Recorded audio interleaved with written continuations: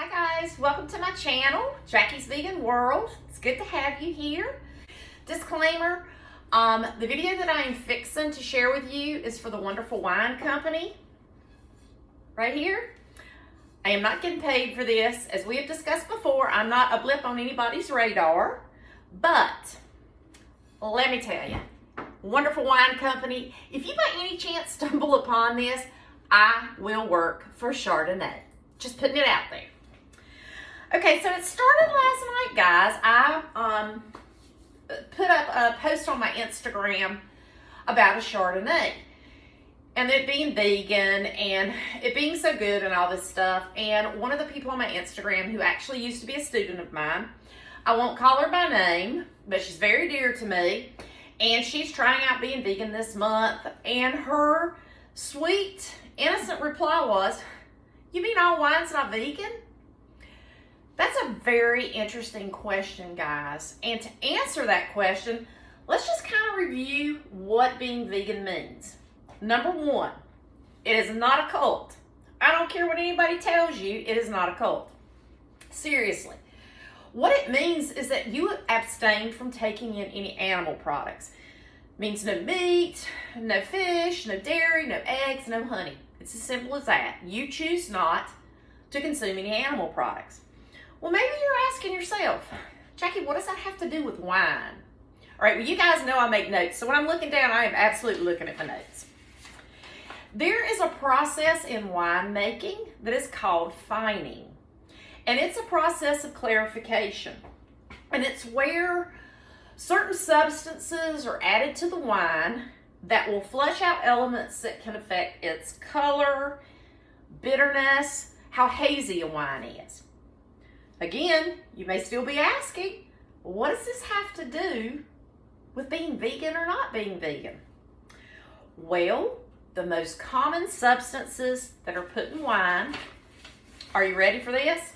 Because I remember the first time I learned this, it blew my mind because I had no idea. The most common substances that are added in this process are casein, which is a milk protein, albumin, which are egg whites, and get a load of this one. Did you know your wine might have fish products in it? Isinglass is fish bladder protein. So if a wine or anything is using these types of substances, it wouldn't be considered vegan because remember, vegan just simply means I'm not consuming any animal products. Okay, so that's the bad news. Let's get to the good news. Let me tell you about a great vegan wine. Right here, it's the Wonderful Wine Company.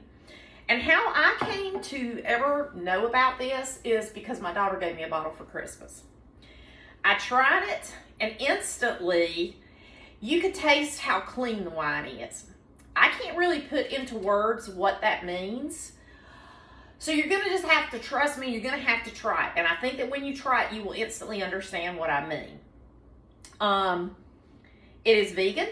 It is low carb, which is important to people. It has about 3 carbs a glass. It's low sugar, about 0.03 grams a glass. Calories average about 107. Now the carbs and the sugar goes up a minute amount if you take a heavier wine, like a heavier red. And no, I'm not a carb counter. I've told you I'm not a carb counter. But I am a sugar counter because the more sugar you get, the more it raises your blood sugar. And that's what causes those cravings. So for us here, not only am I vegan, but I'm also on a weight loss journey. So this means for me and anybody else that wants to drink this wine, we can treat ourselves sometimes and we don't have to feel guilty about it, which I think is important. When you're giving up a lot of things where you're trying to do better and improve your health, it's nice if you get to treat yourself sometimes too. Turning the page. This wine is sustainably farmed, it is pesticide free, and it has low sulfites. Do you know what the function of sulfites are in wine? They are preservatives that maintain the flavor and the freshness of wine. And sulfites are associated with the dreaded wine-induced headache. There are some people that love the taste of wine, but they really have a reaction to it. And usually it's not the alcohol in the wine, but it's the sulfites in the wine. Boy, that just sounded even hickier than I usually sound. The sulfites. But anyway, so a person who maybe had to give up wine because they just can't handle those headaches, this might be a wine that if they try, they're able to drink.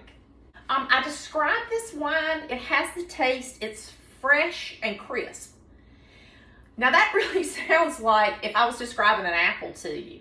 And again, I can't really explain that taste to you, but I can tell you last night, my daughter Blythe and I opened a bottle of the Chardonnay. And for me, and even for her too, we both agreed it is the absolute best Chardonnay we've ever had. It was absolutely fantastic.